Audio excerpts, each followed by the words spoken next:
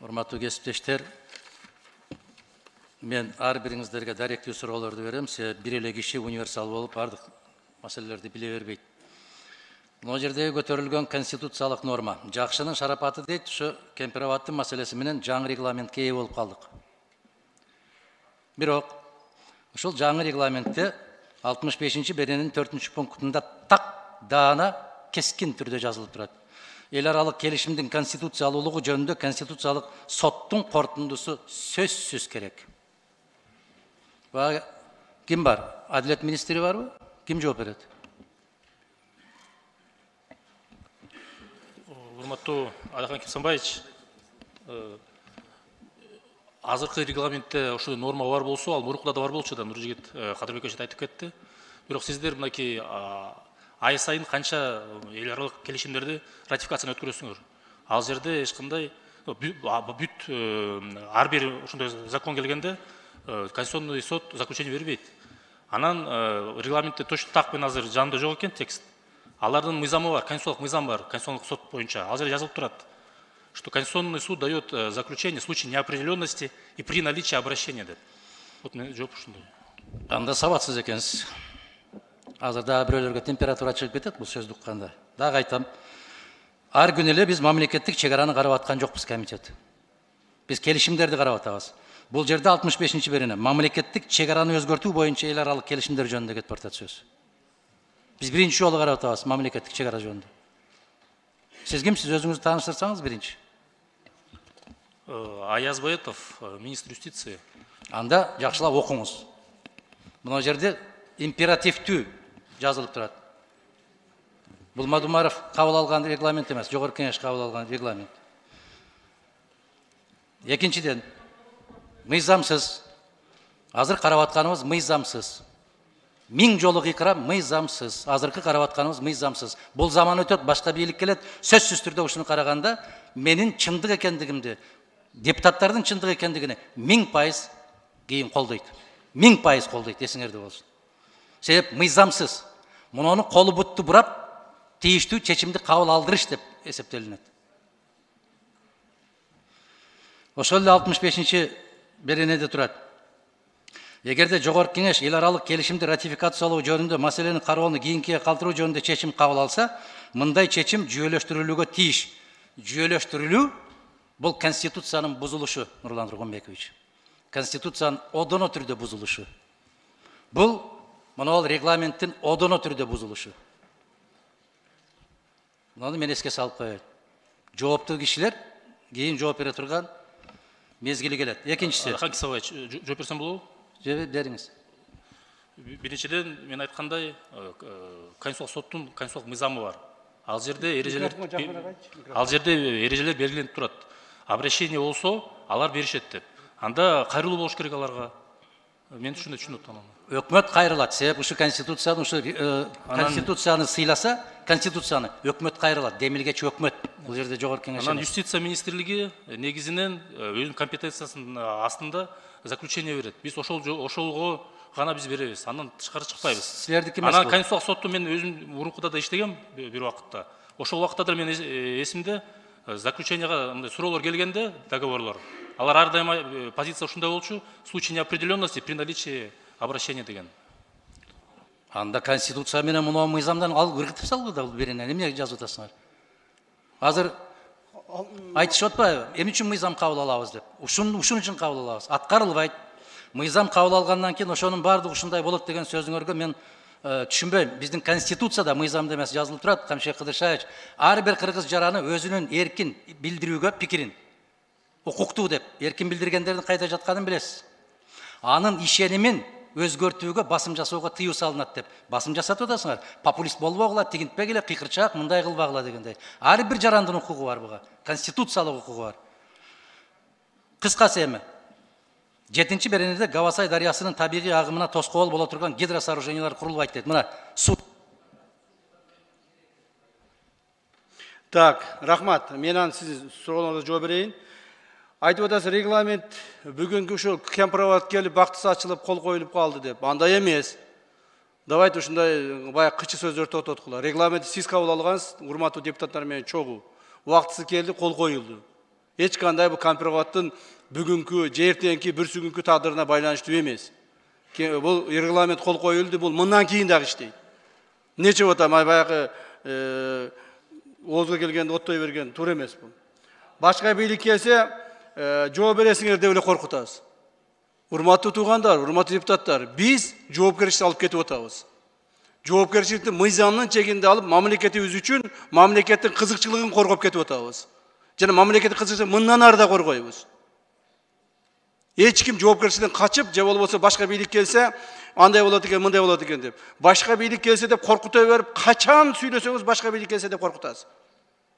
Башка бийлик келгенде көрөбүз, Кудайдын пешинеге жазганын көрөбүз. Биз мыйзамдын чегинде элибиздин, журтубуздун, мамлекетибиздин кызыкчылыгы үчүн кетип атабыз.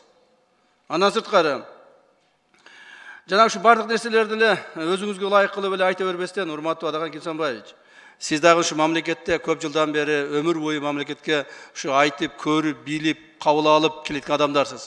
Колуңуз менен иш кылбасаңыз дагы, хотя бы тилиңиз менен, оозуңуз менен, акылыңыз менен иш кылып келе атасыз. Так? Эми өзүңүзгө ылайык кылып эле айта бербестен, мол туура эмес жагын айтпайсызбы? По сути айтпайсызбы? Кана айтыңыз. Кемпироват эмнеге биз жаман алмаштырып бирдик? Эмне үчүн Гавасайды биз алдык?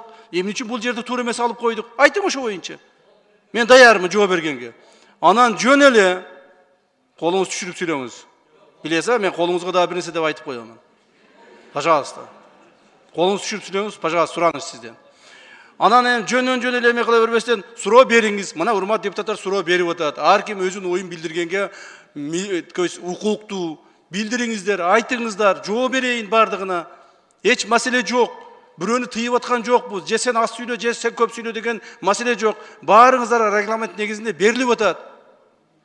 Ал эми эркин билдиргендер каякта отурганын көрүп атасыз деп мага айтып атасыз. Урматтуу Адаган Кимсанбаевич, эркин билдиргендер эмес, провокаторлар. Мамлекетке дестабилдүүлүктү алып келебиз. Мамлекетте дагы ызычууга салабыз. Бийликти алабыз деп ушул именно бүгүнкү кабыл алып аткан мыйзамдын негизинде ызычуу чыгарабыз дегендерден биз тамырынан кыркып атабыз, мындан ары да кыркабыз. Бул биздин мамлекеттик кызматта отурган адамдын милдети. Мен мамлекетте улуттук коопсуздук мамлекеттик кызматынын жетекчиси катары мамлекетте тополоң болбоону, тынчтыкты сактоону, стабилдүүлүктү кармап турууга милдеттүүмүн. Мен милдетимди так аткарамын. Ошондуктан урматтуу депутаттар, эгерде мамлекетибизге мындан ары дагы кимдир бирөө бүлүк салгысы келсе, бул тышкы душман болобу, ички душман болобу? Биз толук бойдон мамлекет тарабынан чара көрүүгө милдеттүүбүз. Мына ошол мамлекеттик кызматкерлер өзүнүн милдетин так аткарбай жүрүп, мамлекетибизде 3 жолу переворот болду. 3 жолу бийлик күтүүсүздөн алмашты. Мындан ары бийлигибиздин бардыгы сиздер кабыл алган мыйзамдын чегинде, конституциянын негизинде алмашканга биз шарт түзүп беребиз. Кудай буйрса. Рахмат. Рахмат, Садыр Нуркожоевич. Урматтуу президент сөз сурап атат. 6-чы микрофон. Нурлан Тургунбекович, мен 22-нчи жолу таблода жазылдым эле, 50-ге секирип кетиптир да, балдар карап койсунчу компьютерде. Сиздики ардайым ушундай. Андай болушу мүмкүн эмес, аппарат карап коюңуздар. 5-чи микрофон. Бүтін Кыргызстан Мадумаров. Процедуралық мәселе. Процедуралық. Нурлан Тургунбекович, сіз депутаттардың аверіне шек келтірген учурда тыйып коюшуңузду суранам. Регламент боюнча. Бұл бир. Экинчиден, мен момунду алып көрсөтүп атканда Нурлан Тургунбекович далилдеп бериңиз деп атам. Мен сизге кайрылдым. 10 мүнөттүк фракциянын убактысы бар. Мен ошондо айтам деп сүйлөп атам. Кээ бир жактарга колумду көрсөтүп сүйлөдүн өзү дагы кол үчүн харам болуп калат. Мен тек гана мына колду көтөргөндө айтып атам. Далилдеп бериңиз төрага, 10 мүнөттүк убактым бар, ошондо сүйлөйм деп атам мен. Бардык нерседен кара нерсени көрө бербегиле. Чочулабагыла көп. Бардык нерсе өтөт. Убактылуу. Биринчиден, урматтуу Адаган Кимсанбаевич, сизден эч ким чочулаган жок. Сизден чочуласак, биз башкача кылат элек. Сизден чочулабайбыз. Сизди биз мамлекеттик ишмер катары, депутат катары сизге кайрылып атабыз. Сизден чочулагыдай сиз кимсиз? Бөжөкөсүзбү? Сизден чочулабайбыз. Сиз коркпоңуз. Биз сизден коркпойбуз, сиз бизден коркпойсуз. Буюрса мамлекеттик деңгээлде гана иш аткарабыз. Нурлан Тургунбекович, суроону мен сизге бердим. ошол регламенттин 65 беренесинин 4 пункту. Биз мындай бир түшүндүрмө берип койсоңуз. Рахмат. Сиз эгер 10 минут убакыт сурасаңыз, регламентке ылайык мен добушка коем, добуш менен чечебиз. Ооба, регламенттин талабы. Урматтуу депутаттар, Адахан Кимсанбаевич 10 минут убактысын сурап атат. Фракциянын регламент боюнча бул Акырында бербейсиз. Азырдан бүтүп кете бербейсиз. жок. Анда акыр жагында беребиз Адахан Кимсанбаев сизге. Макул. Урматтуу президент, сөз сизде. Рахмат, урматтуу депутаттар, урматтуу депутат Мадымаров.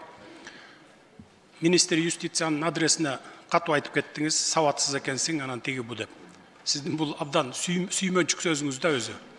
Бул министр сизден сабаттуулугу жагынан эч кем калбайт, ашса ашып кетет. Мына 3 тилде сүйлөйт, англисче, орусча, кыргызча свободно.